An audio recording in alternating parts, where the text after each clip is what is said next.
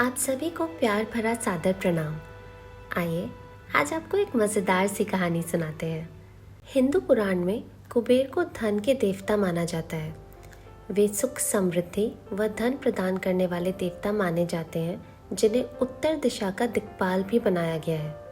इन्हें भगवान शिव का परम भक्त भी कहा गया है।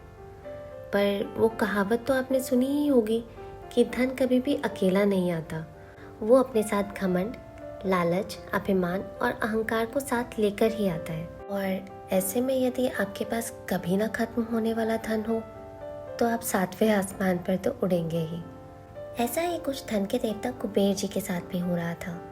उन्हें अपने धन और वैभव के प्रति इतना अहंकार आ गया था कि अब वो अपने सामने सबको खुद से नीचे ही मानने लगे थे।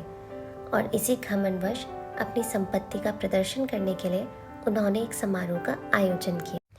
यह बात सारे देवलोक में फैल गई और सभी लोग इस प्रसंग में जाने के लिए बहुत ही उत्सुक थे।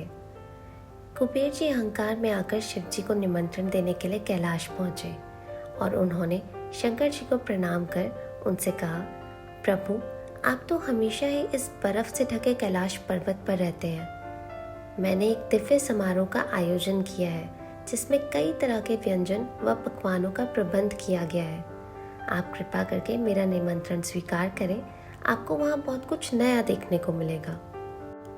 शिव जी ने कुबेर के मन की बात जान ली थी। उन्हें पता था कि कुबेर अहंकार में आकर उन्हें निमंत्रण देने आए हैं। महादेव ने कुबेर से कहा कि वे तो कैलाश छोड़कर नहीं आ सकते, किंतु वे अपने पुत्र गणेश को इस समारोह में भेजेंगे। महाभोज वाले दिन कुबेर ने पकवानों को सोने चांदी के थालों में परोसा। सभी देवता पेट भर भोज करने के बाद वहां से रवाना हो गए। इसके बाद गणेश जी पहुंचे। महल में आकर कुबेर ने गजानन का सत्कार किया और तुरंत भोजन लगवाया। गणेश जी भी आसन पर विराजमान हो गए। उनके सामने कई तरह के पकवान, मिष्ठान, फल आदि रखे गए और गणेश जी इस सब से बहुत प्रसन्न भी हुए, पर उन्होंने ये सब पलक झपकते ही खा लिया। कुबेर जी ने गणेश जी के सामने और भी भोजन पेश किया, पर गणेश जी उसे भी चुटकियों में चट कर गए। इसी तरह उनके सामने और व्यंजन प्रस्तुत किए जाते रहे, पर गणेश जी उसे खत्म करने में एक क्षण भी नहीं लगाते।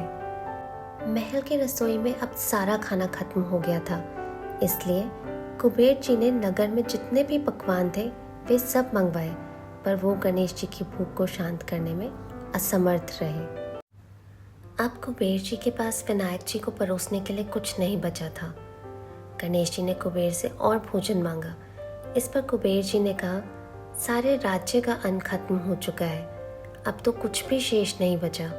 मैं आपको क्या पेश करूं गणेश महाराज? इस पर गणेश जी ने कहा कि इतना धन किस काम का जब आप भोजन ही ना करा सके। मैं आपका अतिथि हूँ, मेरा पेट भरना आपका कर्तव्य है, इसलिए यदि आप मुझे भोजन नहीं देंगे तो मैं ये महल को खा जाऊंगा।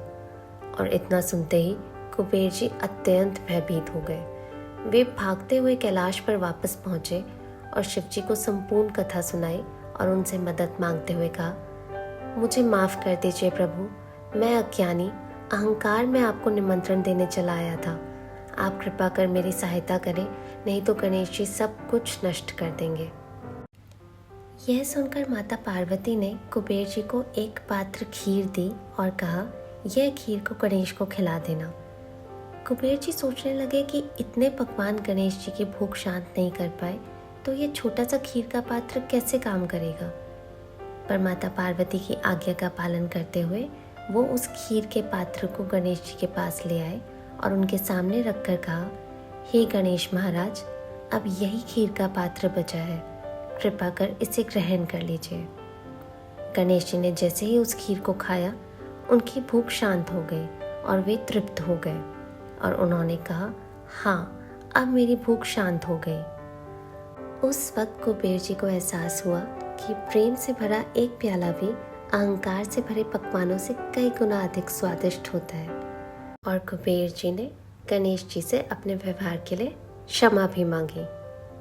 इस तरह गणेश जी ने कुबेर का घमंड तोड़ा और उन्हें माफ कर सद्बुद्धि प्रदान करी। बोलो गणपति बप्पा मोरया।